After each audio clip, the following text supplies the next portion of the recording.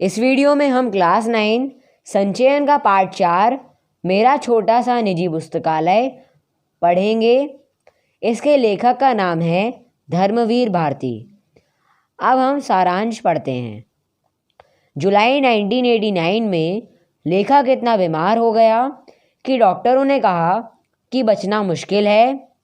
प्राण तो बच गए मगर शारीरिक शक्ति इतनी नहीं बची कि काम कर सकें।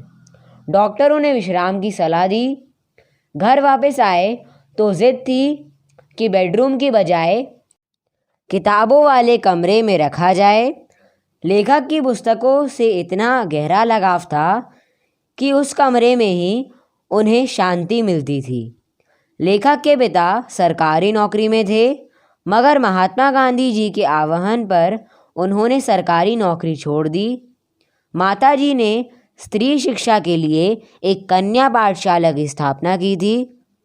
पिताजी की नौकरी ना रहने के कारण लेखक का बचपन अभावों में बीता। पिताजी के देहांत के बाद तो जीवन बड़ा मुश्किल हो गया था। स्कूल की फीस के लिए पैसे नहीं होते थे। अपने शौक की पुस्तकें खरीदना तो दूर, पाठ्य पुस्तक के लिए भी दूसरों से उधार लेकर नोट्स बनाने पड़ते थे।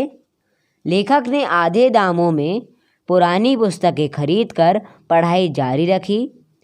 जीवन आर्थिक संकट से गुजर रहा था मगर जब तक पिताजी जीवित रहे घर में नियमित रूप से पत्र पत्रिकाएं आती रहीं। आर्यमित्र साप्ताहिक, वेदोदम, सरस्वती, गृहिणी और 2 बाल पत्रिकाएं, बाल सखा व चमचम, इन पत्रिकाओं का प्रभाव यह हुआ कि लेखक को पढ़ने का चस्का लग गया। कहानियाँ, कविताएं पढ़ते पढ़ते कब लेखक को साहित्य की धुन सवार हुई पता ही नहीं चला। दयानंद सरस्वती की जीवनी या अन्य पुस्तकों का बाल मन पर काफ़ी प्रभाव पड़ा। कहानियों की पुस्तकों का इतना शौक देखकर लेखक की माँ चिंतित थी कि बेटा कक्षा की किताबें भी पढ़ेगा या नहीं पढ़ेगा। लेखक के पिता ने समझाया कि यही पुस्तक प्रेम है जो उसके जीवन में काम आएगा। लेखक के लिए घर पर ही पढ़ाई शुरू की गई।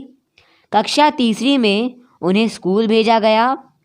पढ़ाई का जो शौक कहानियाँ पढ़कर जागा था उसका असर यह हुआ कि कक्षा 5वीं में लेखक प्रथम आया। माँ की खुशी का ठिकाना नहीं था। स्कूल से इनाम में 2 पुस्तकें मिली जिन्होंने कल्पना की उड़ान में नए पंख लगा दिए।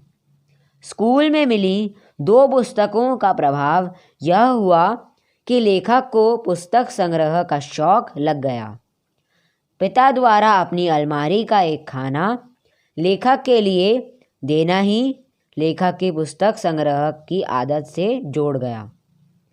मोहल्ले की लाइब्रेरी में से पुस्तकें पढ़ना उन्हें अच्छा लगता था।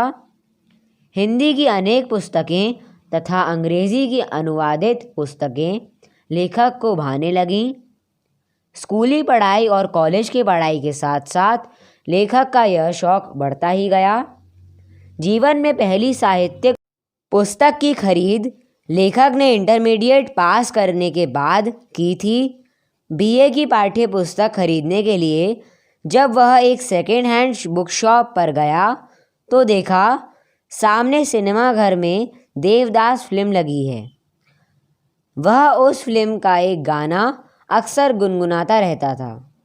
माँ फिल्मों के खिलाफ थी मगर एक दिन माँ ने इजाज़त दे दी। लेखक फिल्म देखने गया तो पास के पुस्तक भंडार पर एक पुस्तक पर नज़र आई, देवदास, लेखक शरत चंद्र चट्टोपाध्याय। फिल्म छोड़कर लेखक वह पुस्तक खरीद लाया। यही पुस्तक लेखक की पहली पुस्तक थी जो उसने खरीदी थी। इतने संघर्षमय जीवन के बाद आज लेखक की अपनी निजी लाइब्रेरी है जिसमें अंग्रेजी व हिंदी की अनगिनत पुस्तकों का भंडार है। हिंदी के कबीर, तुलसी, सूर, रसखान, जायसी, प्रेमचंद और महादेवी आदि के अलावा चेखव, टॉल्स्टॉय, दास्तोवस्की, ज्यां पॉल सार्त्र आदि अनेक विदेशी लेखकों की पुस्तकों का भरमार था।